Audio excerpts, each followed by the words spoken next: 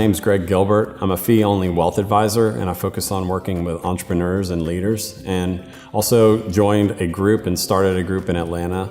It's a Shark Tank style pitch event for new ideas and new businesses called First Monday.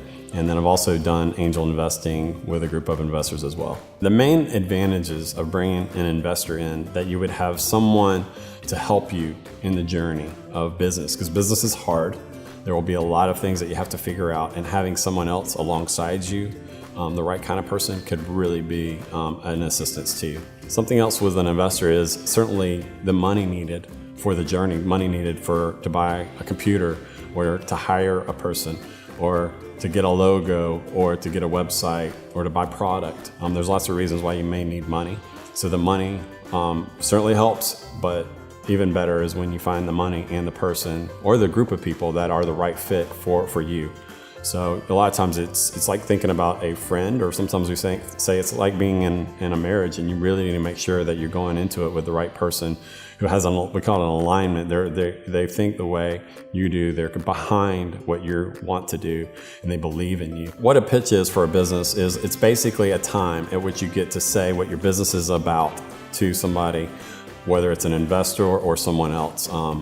Investor is a common place that we think of with the pitches, but actually if you're out there promoting a company, there's lots of different ways. You may be pitching to an ad agency so you can get articles. You may be pitching to a company that you want to buy you out at some point, or somebody that you want to buy your product. So a pitch is just simply taking what you do and sharing why somebody else should be excited about it. How an entrepreneur can stand out in a crowd when they're pitching to investors is simply to be themselves. I mean, they don't need to do anything spectacular. They just need to, I think, communicate that they know what they're talking about.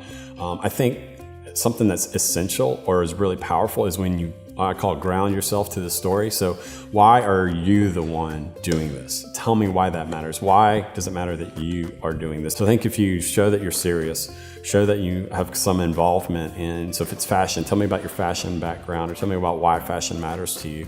And then why, if it's athletic fashion, why does athletic fashion matter to you? And let us in on how that journey has occurred for you. So telling your story, I think, will really help you stand out well. If I was talking to a young entrepreneur about their business and really developing the business, one of the biggest things I would tell them is continue to experiment or test your idea out.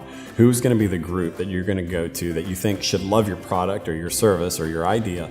And do they really? Also, prepare on getting feedback. Prepare for making changes. And don't prepare to launch without getting good advice and counsel from a test or an experiment along the way. As another part of that, I think it's really important when you're pitching to investors and when you're running your business to be transparent, to be real, to be authentic. And honesty is the best policy. It will go a long way with the people you work with your customers, with investors, when you don't have to put on a show, when you just show who you are, but you also show that you're driven, that you're going somewhere, and that over time, from the first time they met you to the second time to the third time, that you continue to make progress because you're serious about whatever it is you're doing. And people will see that and respect that.